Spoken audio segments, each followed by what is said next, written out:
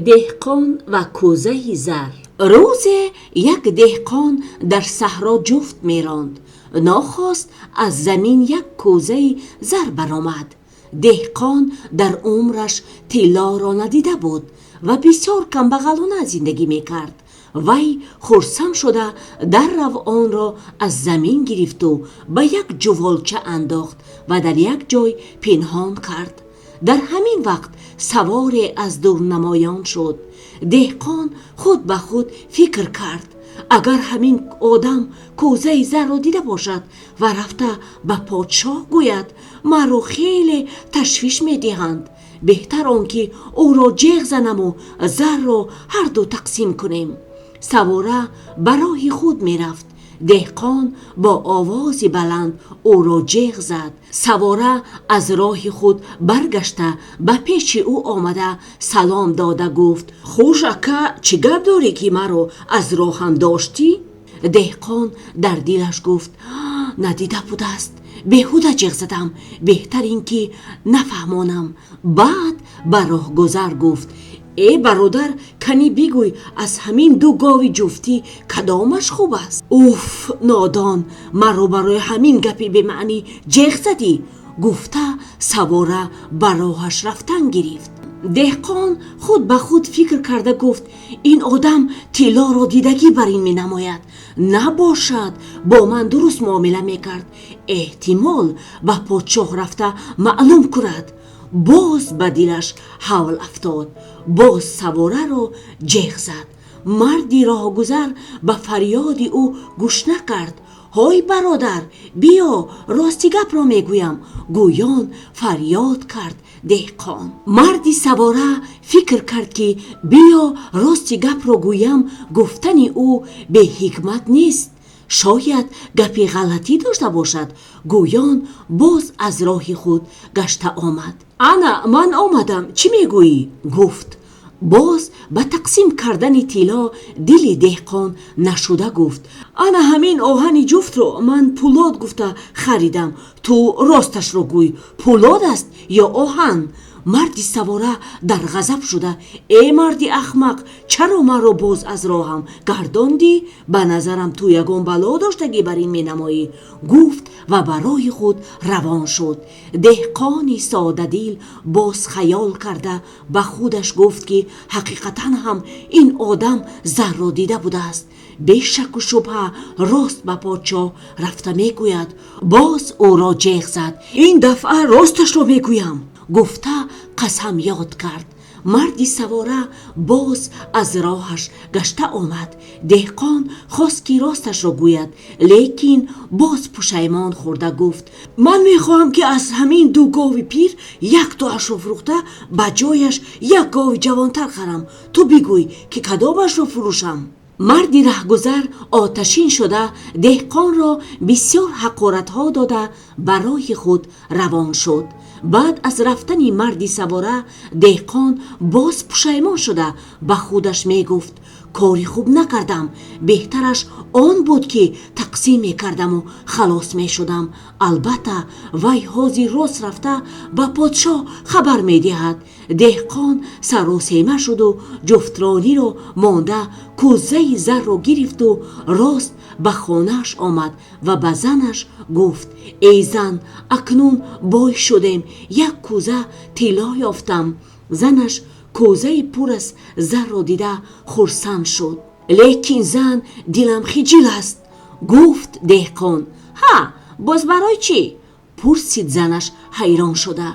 وقتی که من کوزه را یافته پنهان میکردم از راه یک مردی سواره میگذشت، به گمانم همان آدم این را دیده ماند. البته وی به پادشاه رفته خبر میدهد. بیا بهترش آن است که آن را خودم به پادشاه برده سپارم و از ظلم او خلاص شوم. تو چی میگویی؟ گفته از زنش پرسید. خوب میشود. گفت زن نباشد تو این جوالچه کوزه‌دار را گرفته در یگان جای پنهان کن، من رفته گوها را آورده سرشته کنم، بعد به پیش پادشاه می روم. گفته دهقان از خانه برآمده به سر زمینش روانه شد. زن دید که شوهرش کوزه پر از زر را به ملال به پادشاه برده سپردنیست، به درون جوالچه یک سنگی کوزچه مانند را انداخت و کوزچه را گرفته پنهان کرد. دهقان کارش را تمام کرد، آمده جوالچه را گرفت و راست به قصر پادشاه روان شد. به تگ دری قصر رسیده از سوولان به همین جا یگان مردی سواره آمد می گفته پرسید: یسوولان هر زمان به اینجا 100 تا سواره می آید. گفته جواب دادند: نباشد من به پادشاه کار دارم، مانید به نزد وی درآیم. گفت دهقان: حاجتی در آمدن تو نیست، عرضت را گوی، خودمان در آمده گپ میزنیم. گفتند یسوولان: گپی پنهانی دارم، فقط به خودی پادشاه میگویم. گفت دهقان: ناعلاج رخصت دادند. وی به پیش پادشاه در آمده با آوازی بلند: ای پادشاه، انا اینا گیرید.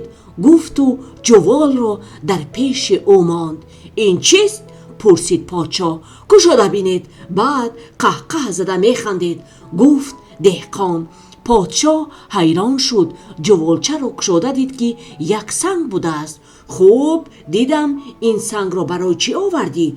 پرسید پادشاه. دهقان دید که کوزچه زر و سنگ است، حیران نشده زود گفت: ای پادشاه، همین سنگ من 10 قداقی گویم، زنم 8 قداقی میگوید. شما فرق کرده دید که گپی کداممان درست است. پادشاه در قهر شده فرمود که او را برده به زندان اندازند. دهقان در زندان خود به خود: آخر من یافتگی کوزه پر از زر بود کو. گویان حیران شده فکر میکرد.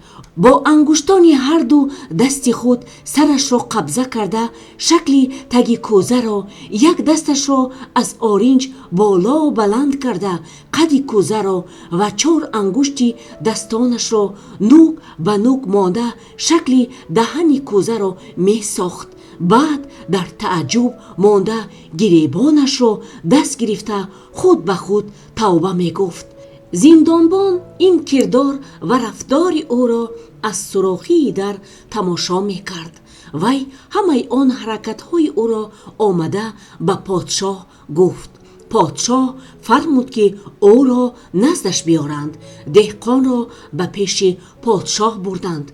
پادشاه گفت: ای ابله، در زندان چی حرکت ها می کردی؟ وی چی بود؟ سببش چیست؟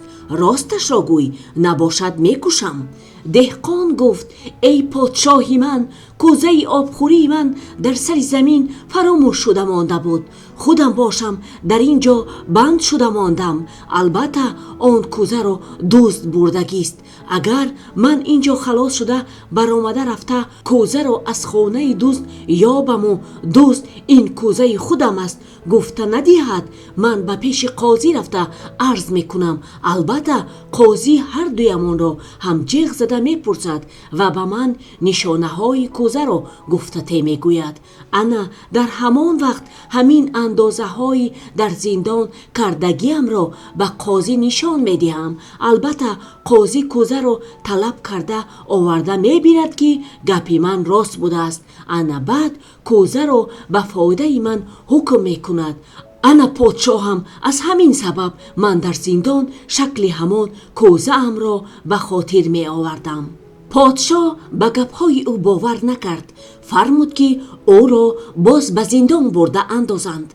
زندانبانها را جیغ زده فرمود که در زندان کهی نمناک و قلم فرپایه را در گیرانده دود کنند تا که دهقان به تنگ آمده راستی گپ را گوید.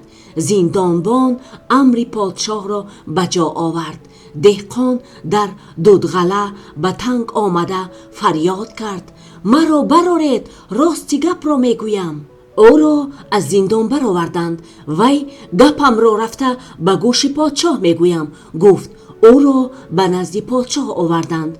دهقان دهان خود را به گوش پادشاه نزدیک آورده آهستک پیچ راست زده گفت: ای پادشاه، این نامعقولی را یک بار کردی، دیگر تکرار نکن که کهدود بسیار چیزی بی مزه بوده است. подшоҳ ӯро девона гумон карда ба хизматгоронаш фармуд ки зада зада бароварда пеш кунанд. деҳқон аз ин балоҳо халос шуда ба хонаи худ омад, зарҳоро сарф кард ва бо зану бачагони худ ба роҳат зиндагӣ карда ба муроду мақсадаш расид.